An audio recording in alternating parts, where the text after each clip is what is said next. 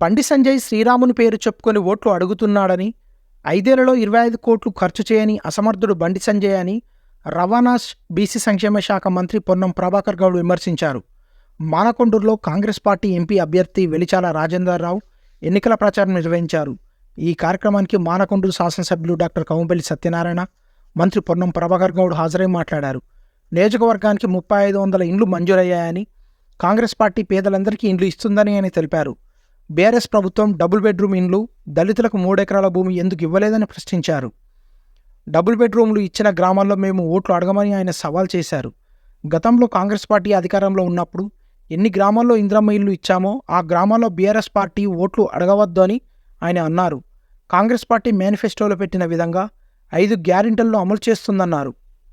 August 15 లోపు 2 లక్షల రుణమాఫీ చేస్తామని ఆయన తెలిపారు. వచ్చే వానాకాలం పంటకు వరికి 500 రూపాయల బోనస్ ఇస్తామన్నారు.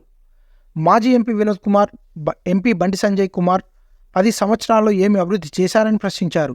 మాజీ ఎమ్మెల్యేగా వెలిచాల జగపతిరావు ఎంతోమంది పేద ప్రజలకు సేవ చేశాడని, ఆయన కుమారుడు వెలిచాల రాజేందర్ రావు కరీంనగర్ ఎంపీగా ఇప్పుడు బరిలో నిలుస్తున్నారని, చేతి గుర్తుపై ఓటు వేసి ఆయన గెలిపించాలని ప్రజలను కోరారు. ఎమ్మెల్యే డాక్టర్ కవంపల్లి సత్యనారాయణ మాట్లాడుతూ, గత ఎమ్మెల్యే ఎన్నికల్లో కాంగ్రెస్ పార్టీని ఆదరించినట్టుగానే ఇప్పుడు ఎంపీ ఎన్నికల్లో కాంగ్రెస్ పార్టీకి ఓటు వేసి మోడీ అవినీతి పాలనకు చబర్గీతం పాడాలన్నారు.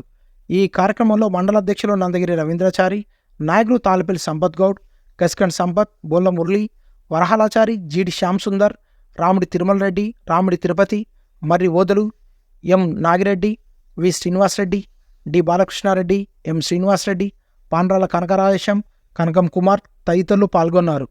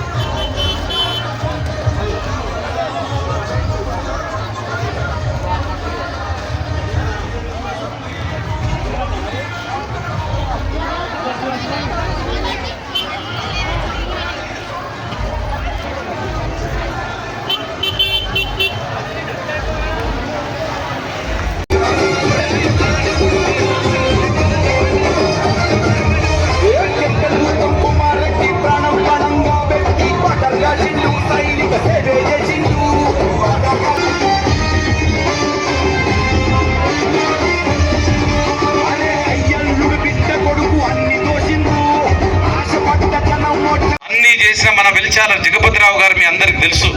సుపరిచితులు. ఇక్కడికి వచ్చినారంటే ప్రతి ఒక్కరిని పలకరించే వాళ్ళు, భోజనాలు చేసి అందరిని పలకరించే వాళ్ళు. నేను ఎన్నికల్లో నిలబడ్డప్పుడు కూడా వాళ్ళందరికీ వచ్చి మధ్యాహ్నం లంచ్ పెట్టించి ఈ డాక్టర్ సాబ్కి ఓటేయండి అని చెప్పినారు. ఈ రోజు మన మధ్యలో లేకపోవచ్చు జగపతిరావు గారు.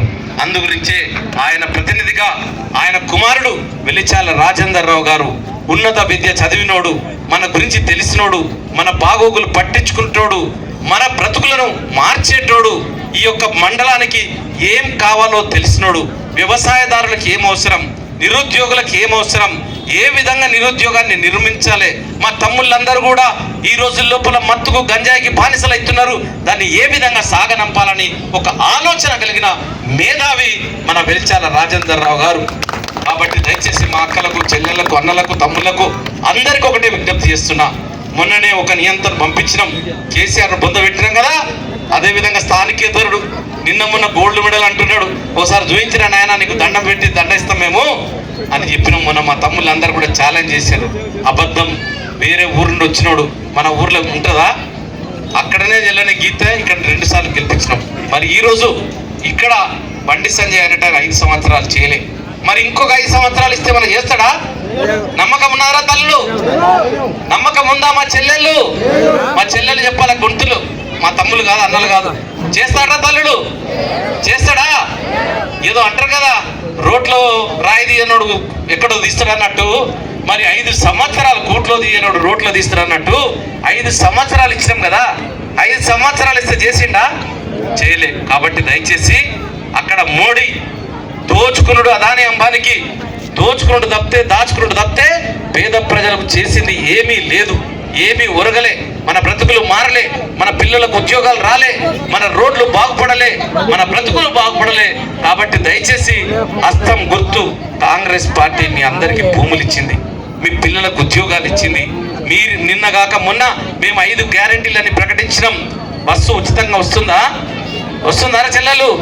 అందరు చేయలేపండి. మరి బస్సులు ఎక్కిన వాళ్ళు అందరూ బస్సులు ఎక్కిన ప్రతి ఒక్కరు మరి చేయి గుర్తు కోటేద్దామా? సిలిండర్ 500కు వస్తుందా? మరి కరెంటు 200 యూనిట్లు ఫ్రీకి వస్తుందా? వస్తుందా? చేయలేదండి. మరి వచ్చిన వాళ్ళంతా మరి ఓటేద్దామా కాంగ్రెస్ కు? చేయి గుర్తు కోటేద్దామా?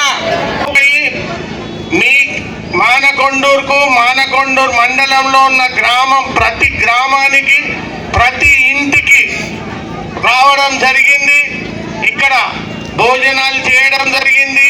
మీతో పాటే తిరగడము, మీ సమస్యలు మా సమస్యలు అనుకొని తీర్చడం జరిగినది. భగవంతుడు మళ్ళీ మనమంతా కలిసి ప్రయాణం చేసే భాగ్యం కలిగించినాడు. మా తండ్రి గారు చనిపోయే ముందు నా దగ్గర ఒక ఒట్టు తీసుకున్నారు. మానకొండూరు ప్రజలు మన ఆత్మ బంధువులు, నువ్వు వారి మధ్యలోనే ఉండి నీ చివరి రక్తపు బొట్టు వరకు వారికి సేవ చేయాలి అని. ఇప్పుడు పొన్నం ప్రభాకర్ గారి చదువు వలన, దేవుని ఆశీర్వాదం వలన ఆ భాగ్యం దొరికింది. మనము ఇప్పుడు మీరు టిఆర్ఎస్ హటావ్, తెలంగాణకు బచావ్ అనే నినాదం ఎత్తుకొని కాంగ్రెస్ ప్రభుత్వాన్ని రాష్ట్రంలో తేవడం జరిగింది. ఇంకొకసారి ఇప్పుడు బీజేపీ హటావ్, భారత్ కు బచావ్ నినాదం ఎత్తుకొని మన జీవితాలలో వెలుగు నిండాలంటే, మనకు పెట్రోల్ డీజిల్ 60 రూపాయలకు 70 రూపాయలకు దొరకాలంటే, గ్యాస్ ఇంకా తక్కువ ధరకు దొరకాలంటే, జిఎస్టి ట్యాక్సెస్, నిత్యావసర సరుకులు మొత్తం తగ్గాలి అంటే కాంగ్రెస్ ప్రభుత్వం రావాల్సిన ఆవశ్యకత ఎంతైనా ఉంది. మోడీ గారు గత 10 సంవత్సరాల పరిపాలనలో 50% రేట్లు పెంచి సామాన్య ప్రజల నడ్డి విరవడం జరిగింది. బీజేపీని తరిమి కొట్టాల్సిన అవసరము, అగత్యము ఎంతైనా ఉంది. ఇక్కడ మనకు ప్రాతినిధ్యం వహించిన బండి సంజయ్ గారు 10th క్లాస్ ఫెయిల్. ఒక ముక్క హిందీ రాదు, ఒక ముక్క ఇంగ్లీష్ రాదు, రాత రాదు, పూత రాదు, ఒక్క దరఖాస్తు రాయలేడు. ఆయనకు ఎంపీ ల్యాడ్స్ ఫండ్స్ 25 కోట్లుంటే 5 కోట్లే ఖర్చు చేసినాడు. ఎందుకంటే అవగాహన లేదు, ఎలా ఖర్చు చేయాలో తెలియదు, ప్రొసీజర్ ఏంటో తెలియదు, పేపర్ వర్క్ ఏంటో తెలియదు, ఆఫీసర్లతో ఎలా మాట్లాడాలో తెలియదు. ప్రతిసారి మత విద్వేషాలు రెచ్చగొట్టి మనోభావాలను రేకెత్తించి ఓట్లు అడగడం ఒక్కటే తెలుసు. ఈసారి మళ్ళీ వస్తున్నాడు జోలె పట్టుకొని పిచ్చవేయండి అని, శ్రీరామచంద్రుని ఫోటో పట్టుకొని వస్తున్నాడు. మనమంతా శ్రీరామచంద్రుని పూజించమా? శ్రీరామచంద్రుని భగవంతుడు ఏదైతుందో గుడిలో ఉంటాడు, భక్తి మన గుండెలో ఉంటుంది. కానీ శ్రీరామచంద్రుని ఫోటో పట్టుకొని నాకు ఓటేయమ్మా అని చెప్పి శ్రీరామచంద్రుని ఫోటో చూపించడం న్యాయమా? మంచున్నారు. రాష్ట్ర ప్రభుత్వం వచ్చింది, ఎంపీగా నన్ను కూడా గెలిపియండి. 3 అంచెలు ట్రిపుల్ ఇంజన్ సర్కార్ తీసుకురండి. వాళ్ళు డబుల్ ఇంజన్ సర్కార్ అంటారు కదా, మనం ట్రిపుల్ ఇంజన్ సర్కార్ తెచ్చుకుందాం. బంగారు బాట వేసుకుందాం, బంగారు కరీంనగర్ చేసుకుందాం. బంగారు మానకొండూరు చేసుకుందాం. నియంతృత్వం నుంచి నియంత్రణ నుంచి ప్రజాస్వామ్య పరిపాలన తెచ్చుకున్నారు. రేపు కూడా ఈ భారతదేశంలో నియంత్రణగా వివరిస్తున్నటువంటి నరేంద్ర మోడీ కరీంనగర్ బండి సంజయ్ నామినేషన్ వేసుకుంటా భారతీయ జనతా పార్టీ కార్యకర్తల్ని ప్రజలను ఓట్లు అడుగుతలేడు. ఆయన ప్రసంగంలో చెప్తా ఉన్నాడు, కాంగ్రెస్ పార్టీ కార్యకర్తలకు టిఆర్ఎస్ పార్టీ కార్యకర్తలారా నన్ను బలపరచమని అడుగుతా ఉన్నాడు. రాజేంద్ర రావు ఎవరు అని అడుగుతా ఉన్నాడు. 2019 కంటే ముందు మీరు కూడా ఒక కార్పొరేటర్ కదా బండి సంజయ్ గారు.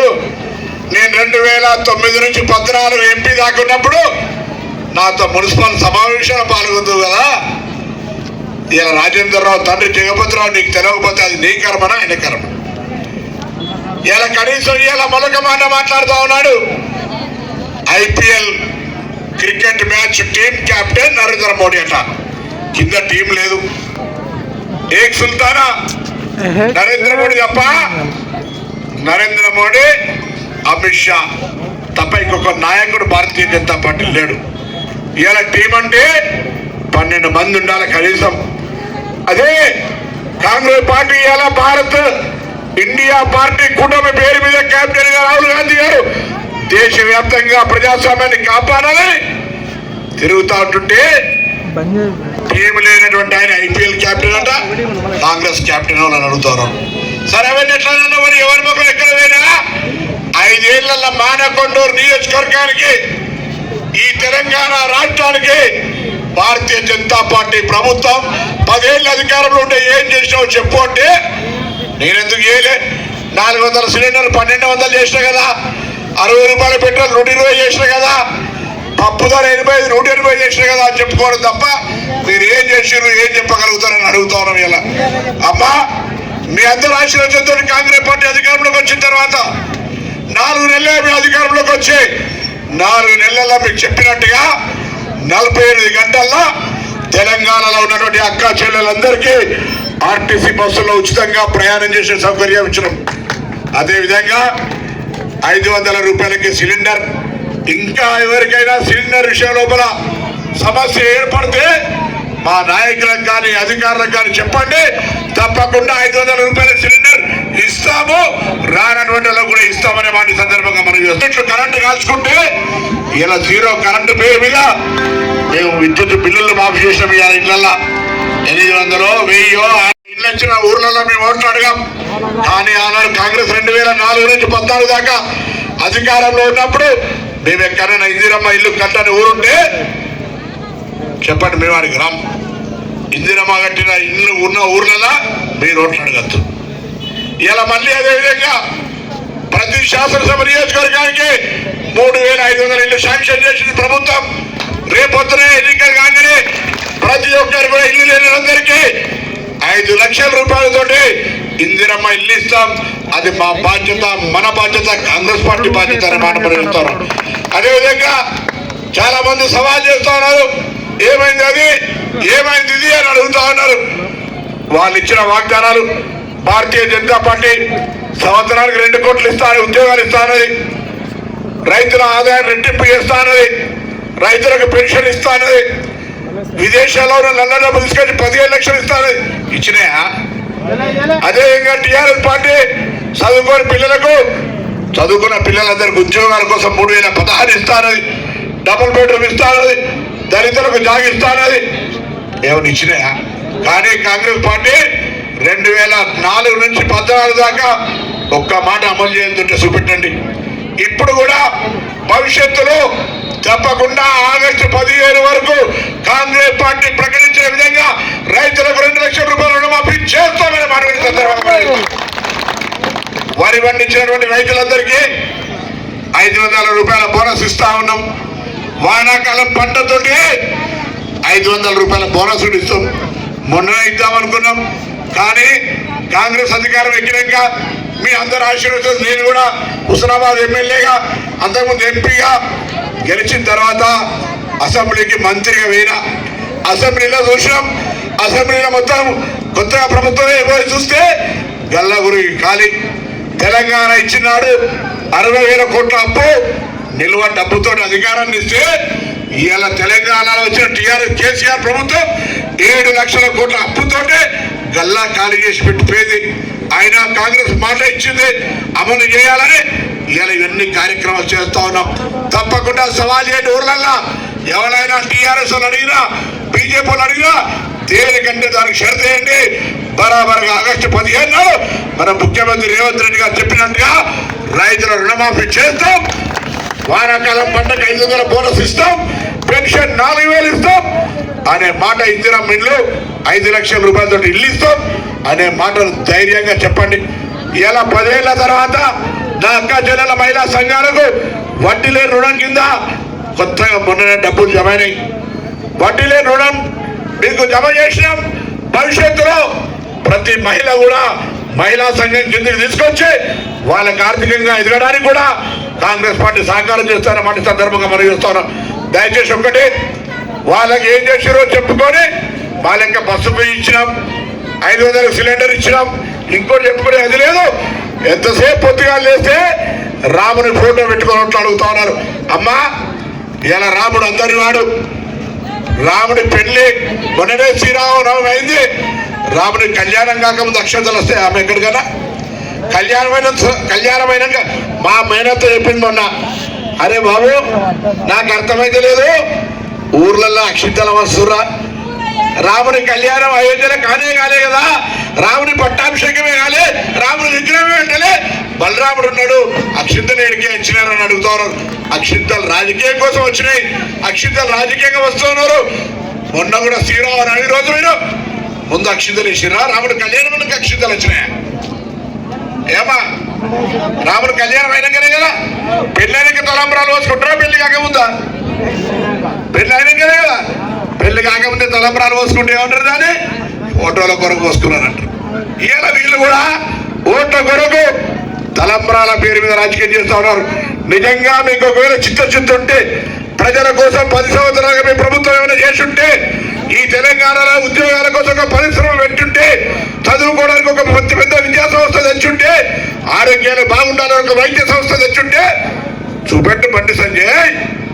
అది లేక ఎంతసేపు వాళ్ళట్లా వీళ్ళిట్లా అని పెద్ద ఆర్టిస్ట్ లాగా చేస్తావు. నీ పార్టీ నాయకులను ఓట్లాడలేదు నీవు. ఇవాళ నీ పార్టీలో ఏ ఒక్క నాయకునితో కలిసి వచ్చే పరిస్థితి నీ నేతృత్వానికి అన్నింటికంటే ఎక్కువ మాట అడుగుతా ఉన్నా. అసలు నిన్ను రాష్ట్ర అధ్యక్ష పదవి నుంచి ఎందుకు తొలగించినారు? దోపిడీకి పాల్పడ్డావు, పైసలు వసూలు చేసినావు, అవినీతి పరులుగా ముద్రపడ్డావు. కాబట్టి నీ పార్టీ నిన్ను తొలగించిందనే ఆరోపణ ఉంది. ముందు దానికి జవాబు చెప్పమని మానకొండూరు వేదిక నుంచి డిమాండ్ చేస్తారా? నీలాంటి అవినీతి పరులు కారణం కరీంనగర్ పార్లమెంటుకు పనికిరాడు. గతంలో పార్లమెంటు సభ్యులుగా పనిచేస్తాడు. కరీంనగర్ పార్లమెంటు గౌరవాన్ని కాపాడినరు, కరీంనగర్ పార్లమెంట్ గొంతు వినిపించారు. కానీ నీలాగా దొంగ సర్టిఫికెట్లు పెట్టి చదువు రాక భాష రాకని భాష గురించి ఇష్టపడుతుంది. కానీ ఇక్కడంటే తెలుగులో మాట్లాడచ్చు, కానీ ఢిల్లీకి పోతే అక్కడ ఉన్న తెలుగు రాదు, హిందీలో ఇంగ్లీష్లో మాట్లాడాలి. వాళ్ళు చెప్తే అర్థం కాదు, ఈయన చెప్తే వాళ్ళకి అర్థం కాదు. సమస్య అందుకే మన పార్లమెంటులో ఎక్కడ కూడా కరీంనగర్ పేరు రాలేదు. అందుకే దయచేసి అమ్మా ఒక్కసారి ఆలోచన చేయండి. కరీంనగర్ పార్లమెంటుగా చదువుకున్నటువంటి వ్యక్తి ఆనాడు జగపతిరావు గారు ఈ మానకొండూరు కరీంనగర్ నియోజకవర్గంలో ఉన్నప్పుడు ఏ విధంగా సేవ చేసిండో తప్పకుండా కాంగ్రెస్ పార్టీ అభ్యర్థిగా డాక్టర్ కవ్వంపల్లి సత్యనారాయణ గారు ఒకవైపు, నేను ఒకవైపు, ఆది శ్రీనివాస్ ఒకవైపు, మేడిపల్లి సత్యం గారు ఒకవైపు, అక్కడ ప్రణవ్ గారు, ఇక్కడ శ్రీనివాస్ గారు, అక్కడ మహేందర్ రెడ్డి గారు, అదేవిధంగా మాజీ శాసనసభ్యుడు ఆరపల్లి మోహన్ గారు, సత్యనారాయణ గౌడ్ గారు, ప్రవీణ్ రెడ్డి గారు, అందరం కూడా కలిసి అలా రాజేందర్ రావు క్యాండిడేచర్ను కాంగ్రెస్ పార్టీ నిర్ణయం చేసింది. దయచేసి మీ అందరూ కార్యకర్తలు కూడా ఊళ్ళో ధైర్యంగా చెప్పండి, మనం పనిచేసిన వాళ్ళం 10 ఏళ్ళ బీజేపీ టీఆర్ఎస్ మనకేం చేసిందో తెలుసు. అవన్నీ కూడా దయచేసి చెప్పి కాంగ్రెస్ పార్టీ అభ్యర్థిని గెలిపించేలా క్షేత్రస్థాయిలో పనిచేయమని కోరుతూ మీ అందరు తప్పకుండా కాంగ్రెస్ పార్టీ అభ్యర్థి రాజేంద్ర రావు ఆశీర్వించాల్సిందిగా మీ అందరు కోరుతూ నమస్కారం చెప్తూ సెలవు తీసుకుంటా ఉన్నాను.